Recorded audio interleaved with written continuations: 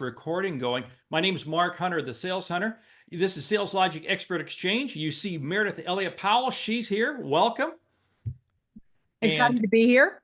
Yes, and this month's guest, Tiffani Bova. I'm holding up one of her books out right now, Growth IQ. Thank you, Tiffani, for making the time to be with us. Of course. I know you look great, but your audio is fantastic. So Well, so yeah, I can jump off and try to come back in again. no, if you'd like why don't you Let's just stay? rock and roll. Let's All just right. rock and roll, because you have such an insight when it comes to growth, when it comes to strategy. You spent years at Salesforce. You've been a consultant. You literally are sitting at the precipice of really sales, and you understand. So talk to us. How do we future strategy? What do we need to be doing? Give us some ideas here. This is always the $1 million question that keeps all of us very busy and keeps us working. But look, I don't think anything's changed in the career of sales over the last 30 years. I mean, ultimately, it's about relationships. Ultimately, businesses do two things. I oversimplify, but they make stuff and they sell stuff. And so we're talking about, if the products are great, how do you get it into the hands of your clients, customers, B2B, B2C, don't care, online, offline, in a catalog, in a marketplace. Like, at the end of the day, you want that transaction to be value-based. You want it to build strong relationship and connection with you and the company you work for, even if you work for yourself. And it's absolutely a wonderful profession if you choose to get in and really become a student of it, right? You just have to be committed to the journey that you are taking your clients on, because at the end of the day, that's what it's all about. How do you, Tiffani, how do you feel like sales, and do you feel that in the last couple of years, sales has changed much? Yeah, look, I give this example. All right, so let's go back, to 2000, right? An individual user of Act or Goldmine, okay, we've all started there. Well, many of us have started there, right? And then it became, well, now the team can share it. And then it was the group could share it, the company could share it, right? And then it was SaaS based. Salesforce showed up. SaaS was here. Then we had marketing technologies and sales technologies. And through all this technology advancement in the last 25 years, still our sellers only spend 30% of their time selling, and only half sellers will hit quota. So with all the advancements of technology, with all the training, with all the books, with all the podcasts and TED Talks and all the things we've been sort of trying to share, why do we find ourselves in this position where the amount of time a client or a salesperson, spends selling has not markedly improved, nor has their ability to hit quota? That's what keeps me up. That's what keeps me up. Yeah. How do we change that? What can we as individual people do? Because again, those numbers have been around for years, and billions of dollars have been spent to correct it, and it doesn't move. Yes. And so I would say this, first and foremost, most sales organizations, large or small, don't actually know how much time their sellers are actually spending selling. So I use that stat, and you might be like, oh, absolutely not. We spend more time than that. Or you may like, oh, that's 30% high. I spend way less than that. I mean, you have both sides of that coin. So the first thing, if you're listening to this and you're a first-time manager, or you're a director or a VP, whatever, if you have the ability to have a team, I would try to understand how much time they're spending, quote unquote, selling. Now, the definition of what that means is different in every organization. So start there. Like, is creating a proposal selling? Is only client facing time selling? I mean, you have to sort of make those decisions, right, on what you categorize, and then come up with a number. There is no right number or no wrong number, but now you have a place to start. Then you can start to uncover what things you don't view as being sales oriented, like in that act of quote unquote selling. There's relationship and business development and customer service and customer success, but I'm talking in that act of selling, right? Could you automate some of it? Could you offload it to a SDR rep, right? Could you offload it to customer success? Could you have biz dev? I mean, it is a combination of understanding what you're doing today, what's working, what's not working, and then what can you do to improve it? But I'd say the starting point, Mark, first and foremost, is knowing where you are today. Tiffani, we had somebody ask if you could basically quote those stats again, the percentage of time Yep. that people Yep. spend selling and Yep. So the last number I just gave was from Salesforce's state of sales from last year. And I want to say it's like 28, 29, 30%. I'm doing it from memory. But it's not higher than 30. And that number over the last decade is sort of floated, 25, 28, 31, 28, 29. Like it's just kind of not gone anywhere. The other was what percentage of sellers are actually achieving quota, and that number has always been sort of in the low 50% range. This is kind of an all up number. I will tell you, it's never going to be 100%. So sometimes the 50% is because the quota was set too high. 100% maybe the quota was set too low, right? I mean, at the end of the day. But if you've set your quota, then what percentage of your sellers have hit quota? Now the question becomes, it's not 100. What does good look like? yeah. Right? Do you want all your sellers in the 80% range? And what that means is you might have some that hit 100, some that hit 72, some hit 85, right? The average is where that 55 or 60% number comes in, right? You might have some people that really drastically miss it. So the point is that best in class, as I've, sort of traveled around talking to sales leaders is sort of in the high 70, low 80% range. So I don't want you to think like, oh my God, we have to have 100% or we have to be in the 90s. Like best in class is really kind of in the 80s, right? Because you want to have a stretch enough for people to stretch. You don't want it too low so everyone crushes it. You want it to be challenging enough to keep them interested and engaged, but not so challenging they don't make any numbers or any money. So what is that number? But just so that you get that sort of gauge, that's the second part of that question is what percentage of your sales team is hitting quota? And is that a result of too high or too low of a quota, or you feel good about it? And then what is that percentage? One question I've got, really around quota though, is that most, for the most part, a lot of quotas are set in a fairly reasonable range. But I have always wondered, I found that people, whenever I've hired salespeople, anybody who loved being behind the desk, I could never get out to make a sales call. And anybody who loved making a sales call, I could never get them to come in and get their paperwork done. So I've always wondered if the challenge is when I think of the number of people that don't make quota, or the number of the little bit of time that people spend selling, if we're misfitting salespeople sometimes, if we're putting people into a sales role, that isn't necessarily what they love and are passionate about doing. Totally agree. Like just even hunter farmer, like you got people Yes, who are born to hunt. You have right. other people who are, and then a hunter's like, oh, like that post-sales support call just is such a drain of my energy and goes into that category of maybe where they feel that's not selling time, right? It's kind of relationship time. And then you have farmers who are like, oh, I would never want a cold call. Like, right? Like I'd rather sell into people who already know us and know the brand.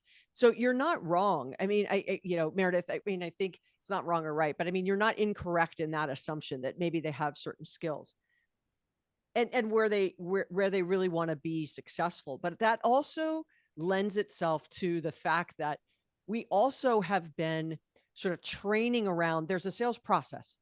There's 7 steps. We go from one step to the next step.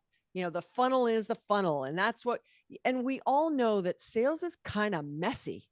Right. It never goes, step 3 to 4, number 1 to multiple things you just said. And I've said this to you both before in past shows that I know 2 things for sure. One is sales reps do not wake up every day dying to data enter. That I know for Right. sure. Okay. Good ones anyway. Yeah. But there are ways to get around it. But I do not give you a pass on not entering the data. Okay. Sorry. Don't give you a pass, but I know you don't want to do it. So there's other ways to get that accomplished. The second thing I know for sure is that clients don't wake up every day and go, oh my God, today is such a great day. I'm going from stage 3 to stage 4 in the sales process. Those are 2 things that we know for sure. Yet that's what we talk about all the time internally in sales organizations, but that's very inwardly focused. So if you start from the client and say, how do they want to engage with us? What is their organic journey? We can't come up with 100 permutations. I get that we're trying to organize that, but based on that, then what kind of quote unquote seller do you need? Do you need a relationship seller? You need a hunter seller? You need a farmer? You need a sales development rep. You need a customer success person. I mean, the net, I think you've heard from me in the last 5 or 10 minutes is the majority of selling organizations don't know the answer to these basic questions. Right. And so when we say we haven't changed, a lot of it is the foundation of that is because it's always worked from us. We keep doing it the same way, or I don't know what's actually really happening. So I just run it the way I've always run it. And the third, and I'm going to put the spotlight on me on this one, is the reward for being a really successful seller as you become a manager. Yeah. And it doesn't mean that you're a good manager and you know how to be a manager. And so you just run your team the way maybe you ran yourself or you were run. And that doesn't mean that then you are fostering an environment for your people to be successful. Wow, we could go down so many I paths on know. that. But I want to come back to something that you said earlier in terms of measuring the time. And I think this is the thing that organizations don't do. They don't have a baseline. They have not created a baseline to understand where their organization's at when we talk about what's the right amount of time to be in front of a customer. I mean, that to me is absolutely basic. But you brought up something else that I want to dive into.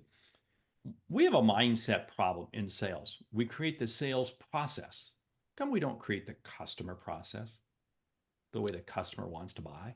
I mean, Well, so think about that. we do sort of quote unquote in journey mapping out of marketing, right? Yeah. But then that shines a spotlight on this going back to what hasn't changed. The battle between sales and marketing has kind of not gotten better in 30 years either. So, Yes. marketers go, what do salespeople do anyway? We're taking the deal all the way to the goal line and then they just get all the glory, right? And then salespeople are like, marketers give us crappy leads and this sort of back and forth battle. And, I've managed both. And so I would argue and fight with myself all the time between the two.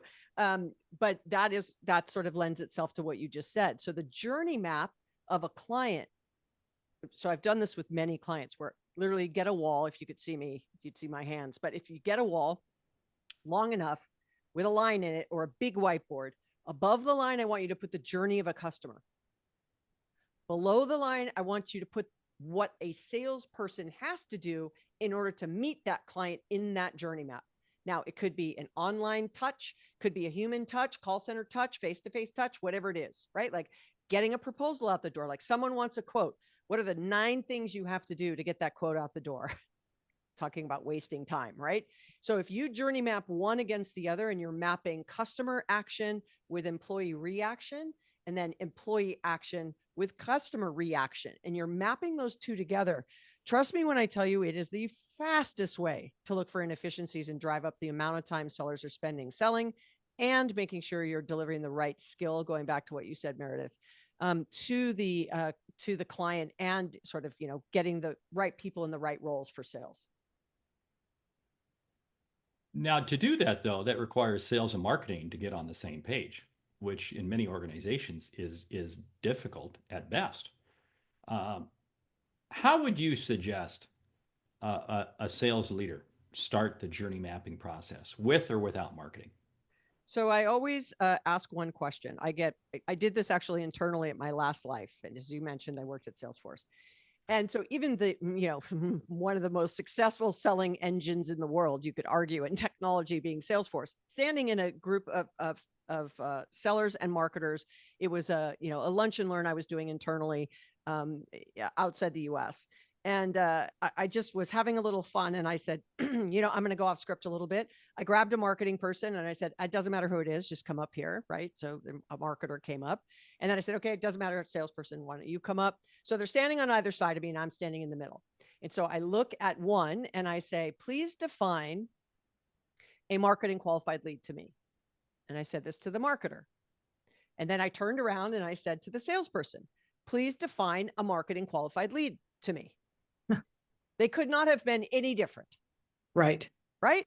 And so it was just even the definition, like, let's not overcomplicate like this. Like, so a marketer's like, well, we got a lead. It was warm. I tossed it over the fence. Sales goes, total waste of time. I need it to be hot, hot, hot, hot, hot.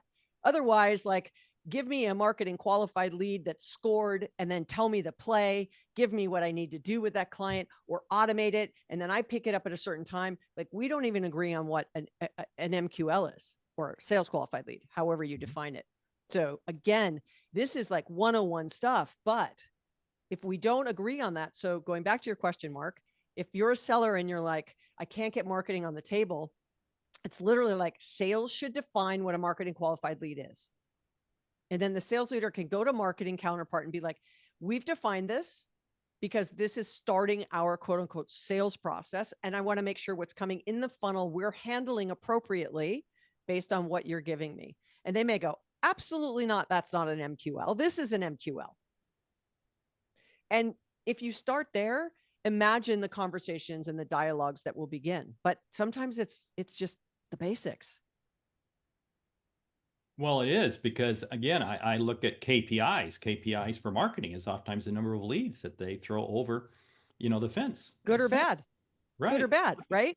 Right. And look, that's a metric problem. You know that, listen, I've done it. I've played the game. I've run marketing. I've run sales. I've played the game. I gave 100 leads, 99 were terrible, but I gave 100 leads and sales is going 99 were terrible, right? And then you get that just perpetuates the friction between sales and marketing instead of going like, I don't need more.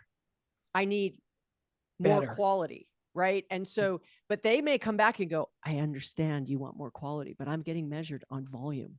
Yeah. Right. And so, okay, now we can understand each other. So if you're getting measured on volume and it's spending and wasting my seller's time, i.e. only 30% spent on selling and half are hitting quota, like I need more qualified. So how do we get those sort of low value leads so that you could check your metrics box that don't hit me? Like keep those, don't give them to me. Give me the ones that I really want. So we've had a great question here from Patty, and she says, what's next in the seller's approach to understanding the buyer's journey versus trying to shoehorn them into our selling process? I love that question. In essence, I think what she means is basically, so we've determined this qualified lead. Where do we go from here? And how do we make sure that it isn't our process we're ramming down somebody's throat, but more really understanding the buying journey? Well, it's almost what I said, right? I mean, I said clients don't wake up and go, today's the day I go from stage 3 to stage 4 in the sales Right. process. I mean, they just don't. That has everything to do with, well, all kinds of things, justifying jobs and roles and metrics. And okay, we've got, deal velocity and pipeline and, closure rates and deal velocity. And it's all kinds of things that are all internal. And trust me, sales processes have no value to the client. So I would say the journey mapping exercise is a quick down and dirty way, just very quickly to get that greater alignment. But also doing postmortem calls with clients, and saying, you bought from us. What did you like in that process, right? What didn't you like? People who didn't buy, why didn't you buy? Some of the stats that came out of that state of sales study was also how much B2B buyers dislike friction, that they'll end up not buying from an organization because of the amount of friction there was in the sales process, just straight up. And that's not about just the person. It's about the people, the process, the tools, the culture, it's about a lot of things. But you definitely don't want clients to say that. And I know we all aspire to be easy to do business with, but what does that mean? What does that mean? And I keep going back to this on purpose, but what is being easy to do business with mean at your organization? How would you define that? Because then every decision should be made against that lens.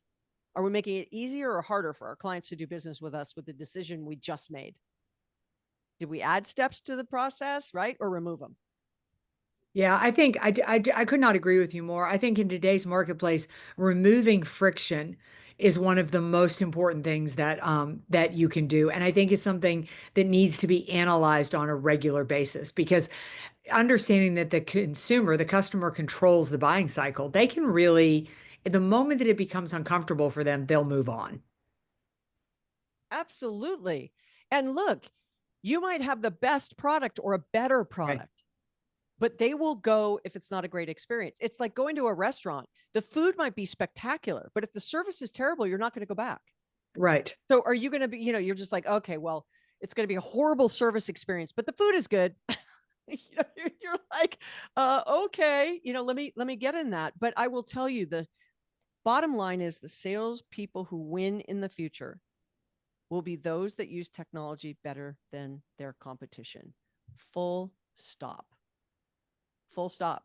You can have an average sales team with average sellers using technology in incredible ways.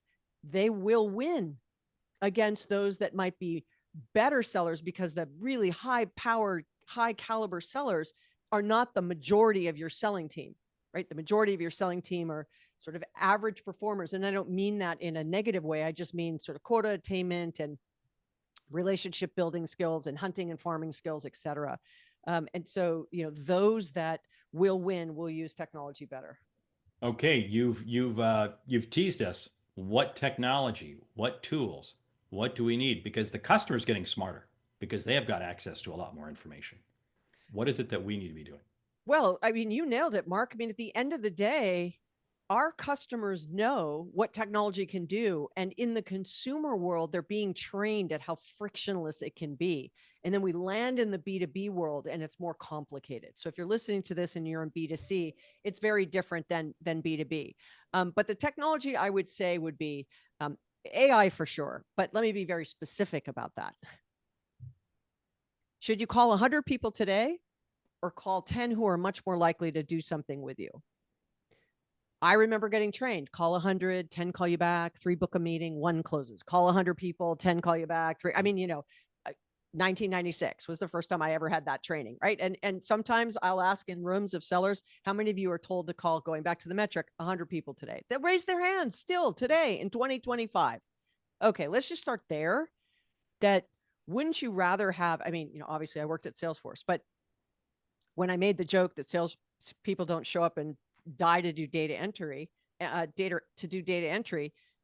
record a call, have it transcribed, have it summarized using AI, tell you the 3 or 4 action items, put it into the Salesforce record. The next time you call, or have something set up, you can go, here are the things we talked about last time, or it actually follows up and says, here are the things you need to send. I mean, it really can be your ability. So going back to, I don't want to do data entry.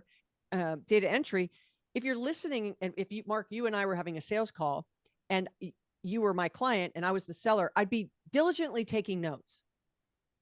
But now am I really paying attention if I'm taking notes? I'm not. I'm like, I'm 3 or 4 minutes behind you because I'm still taking notes on something you said. If I want to be really present, then I have to record it. Of course, you have to get approval, but you'd have to record it. And then to record it so you listen to it later is ridiculous because you're not going to do that. But if you let the AI transcribe it and summarize it with something like, the tools embedded in Salesforce or something like Otter or whatever tool you might use, that then attaches to the Salesforce record. And now everybody knows what the challenges were, the opportunities were. You can start to prompt. You can have it create a follow-up thank you email. You don't have to waste 20 minutes writing it, right? But it knows what's happening. Now that it's capturing all this, that you lift up your laptop and instead of calling 100 people, the system has the data for the intelligence to predict, call these 5. Because 4 weeks ago, you told them you'd follow up in 30 days. It's been 30 days. Call them. Here's the offer. Here's the follow-up. Here's what we recommend, all powered from that data. So I went back to say they don't want to enter the data, but you can't get away from it. So you got to find a way to embrace that. You've got to get what's happening in an interaction into your CRM so that you can be smarter because your competitors are doing that. And I would argue with everything you're saying. I have to laugh. Fathom is what I use, and it secured a deal for me. I was recording a sales call, and I went back and read the transcription, and it picked up things that honestly I didn't hear, and I thought I was listening. But I'm a salesperson, so da da da da da squirrel, right? And I was able to really customize the proposal. It was really good, and I know it. I know it's why I landed the deal. But where I was going with this is I feel like technology is allowing salespeople so much more time to do what salespeople are really good at. And that is being really face to face, whether that's in person, on Zoom, or whatever, but bringing the creativity, the problem solving, the innovation that really only we can do, and personalizing that that experience and freeing you up to do those things. That's why technology is such a gift. That's why I said the sales rep that will win in the future will be those that use technology better than their competition. More efficient with time, more value-based with clients. Like there was a study at the beginning, I don't know if you two saw it, but it was at the beginning of the pandemic that McKinsey did for B2B sales. And in like the first 6 months, it was like the relationships and the value that clients in B2B saw from the sales reps plummeted because they didn't have face-to-face anymore, right? Like it really shifted. Then and they did 3 series of interviews. By the time they got to the 18-month mark, clients saw more value because sales reps got better at virtual selling. The agendas were tighter. More people could get on those calls that you could never get in person if people were in different offices.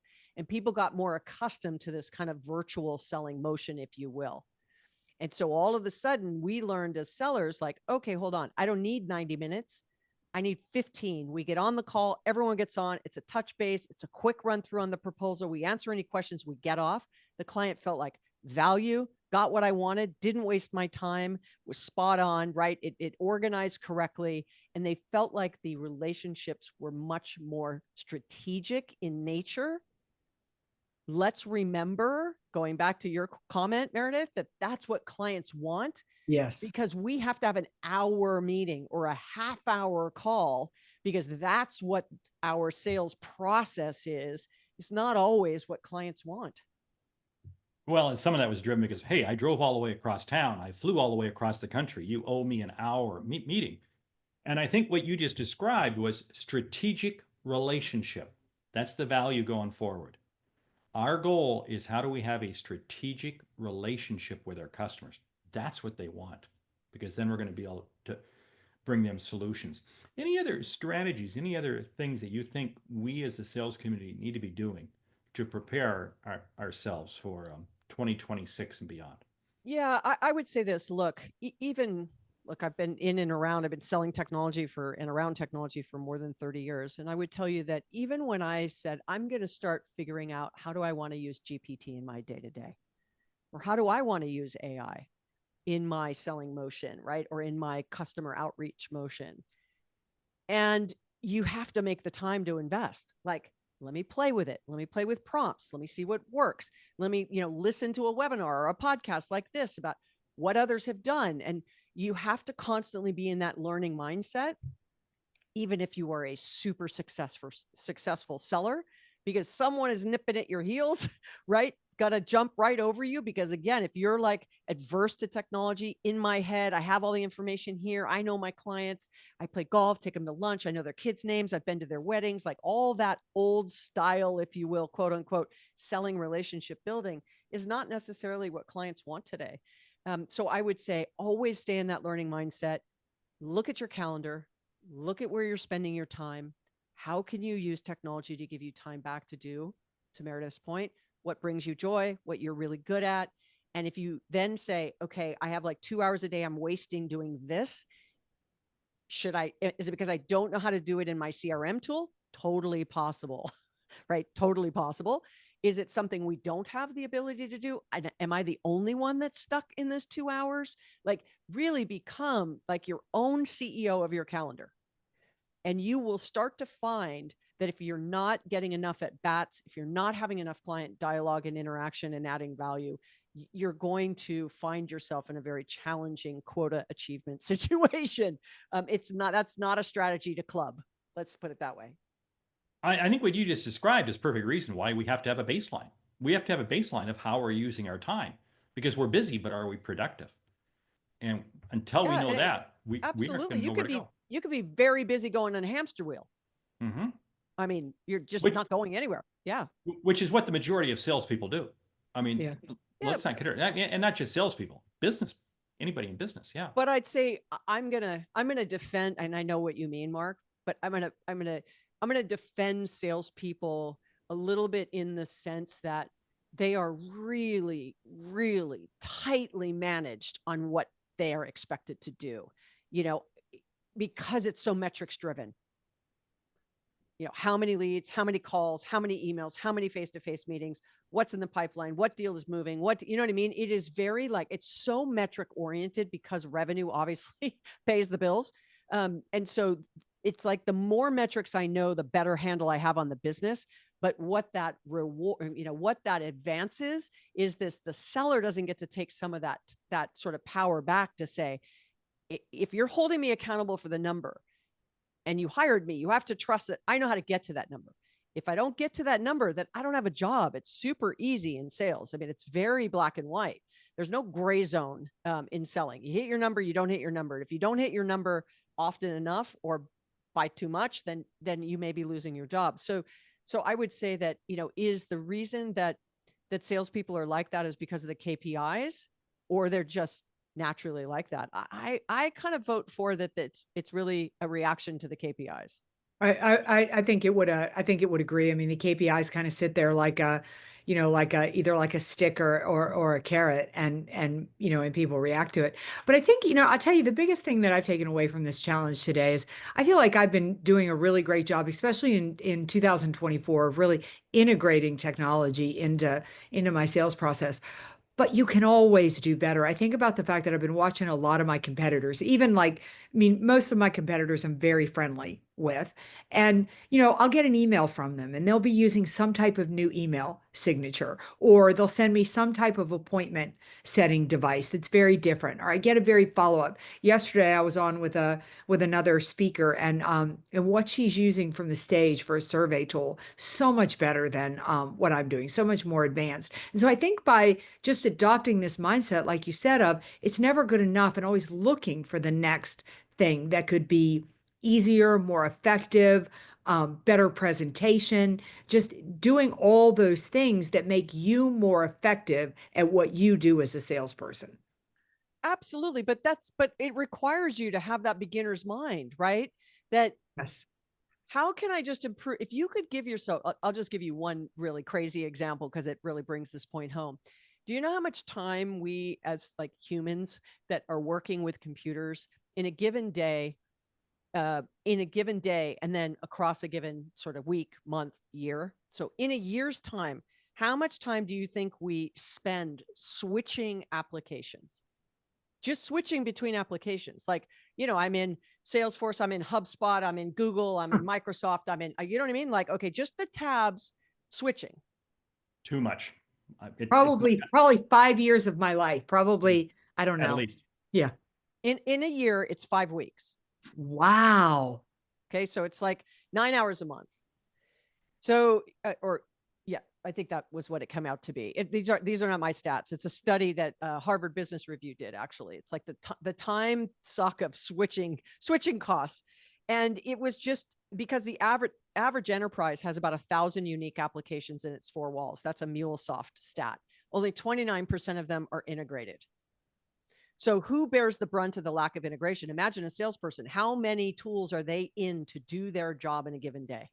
Really, literally, like lots. And so if I'm wasting time just switching applications and there's no integration, like that is low hanging fruit. That's just laziness, right? That if I can't get one piece of information is in HubSpot, one piece of information is in Salesforce, one piece of information is in Slack, another piece of information was in some, Word doc I had, something. I mean, it's all over the place. And the salesperson's like, I spend half my day looking for information. Start there. Right. Yeah. We spend as much time switching as we do in traffic. We always complain about the amount of time we spend in traffic. Okay, except for you live in LA. Yeah. Oh. That's like, a year of my, I think I spend I don't have to drive to the office anymore. It's been a long time since I have to do that, but it used to be 90 minutes each way every day, 5 days a week. Yeah. But you stop and think about the amount of time right there switching. And I think what this begs is that some people are using AI as an opportunity to be complacent. Hey, it's going to do my work for me. No, it's not. It's accelerating the speed with which you need to do the work at a higher level. But hey, quick question. We only got a few minutes left. Yes. The future of the sales community, is it at risk? People are asking me this question. Hey, are salespeople going to be needed 5 or 10 years from now when AI gets really, really good. So I remember when I was a research fellow at Gartner, and there was another analyst firm, so it was not Gartner, that made the prediction like 1 million salespeople were going to lose their job. And this was back in like, I want to call it 2010-ish. I didn't believe it now. I don't believe it then. I didn't believe it then. I don't believe it now. First, in the research I was doing, when I was still at Salesforce, we actually saw high performing organizations that were using AI were hiring more salespeople, not less. Wow. Thank you. And Thank you. and that was really because of what I was just talking about. Highly efficient. When highly efficient, okay, I'll give you two. I know we only have a couple minutes left, so I'll give you one example. This was while I was still at Gartner. I was working on a project with a company, and I'm going to round the numbers for easy math. But they had like 1,000 salespeople, and they were doing 1.4 billion in revenue. And then all of a sudden, they were like sort of flattening out. So they're like, we have to reduce costs. So they wanted to, again, I'm rounding numbers. So they wanted to let go of 250 salespeople. So now they have 750 salespeople. And so how much would it impact revenue? So, let's just say it went down to a billion. Okay. So it's 1.4 billion with 1,000 salespeople. Now they got 750 salespeople. And now they're down to a billion. All right. And then they went, okay, let's really improve this usage of technology, et cetera. So all of a sudden, they were able to get to a billion with 750 salespeople, right? And so, or a billion too, sorry, with 750 salespeople. And so they're like, we already have in the budget for 1,000 salespeople. Let's add back the 250 we let go. And instead of being at 1.4, they landed at like 1.8. Right. So yes, they cut because they're just like, to your point, Meredith, at the beginning, we don't need this kind of salesperson anymore. We don't need an SDR role anymore. You know what I mean? They were looking for inefficiencies, and they were trying to artificially make the quarter look better, which that's a different conversation, but right. So revenue was better because cost was less. But lo and behold, when they got efficient using their tool, which again, I was at Gartner at the time, but it was a Salesforce deployment, and they ended up with the same amount of sellers with better revenue. So now they could just add more revenue or heads and accelerate sales, but now they knew exactly how to do it. So I would never sign off on salespeople going away completely. But I would say that the inefficiencies will no longer be able to stand. So if salespeople will lose jobs, and organizations will cut back on headcount if they're not efficient and effective. The future of sales is bright. Thank you. Yes. Hey, Tiffani, how do people, we got to go behind the curtain here in just about a minute, but how do people get in touch with you? Because you got your book, Growth IQ. It's just fabulous. Where is Tiffani living at these days on social media? So I'm on X still, obviously, LinkedIn, Instagram, TikTok. I have a new sales course out with Udemy. I've got a new LinkedIn learning course that just launched a couple weeks ago. So those are two really great things to take advantage of if you have access to LinkedIn Learning or Udemy through your employer, or get it on your own.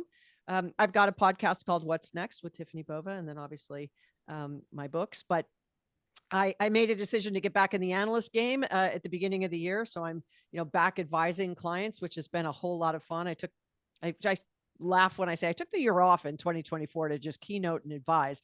I was so busy that I'm like, I just need to go get a job. So I decided to get back into the analyst world. So I'm chief of strategy and research for a boutique analyst firm called Futurum. Hey, terrific. Tiffani, you've been absolutely terrific. Hey, for those of you listening, watching this, Sales Logic Mastermind. Can't stress it enough. You need to join, because in just a minute, we're going to go behind the curtain. Just the members are there. What is Sales Logic Mastermind? It's deep dive conversations like this with leaders. It's deep dive conversations with each other. What do? We help each other. And you know what? If you want to be successful, you got to hang out with successful people. To learn more, go to saleslogicpodcast.com, the website, and you'll see all the information there. There's so many tools, so many benefits that you get by being a member of it. And of course, the podcast, Sales Logic Podcast. Mayor, anything else you want to add before we go behind the curtain? It is time to go behind the curtain. That special time we spend with just our members of the mastermind. So this is where we really get to learn even deeper from the myth, the legend, Tiffani Bova. So time to go behind the curtain. We'll see you there.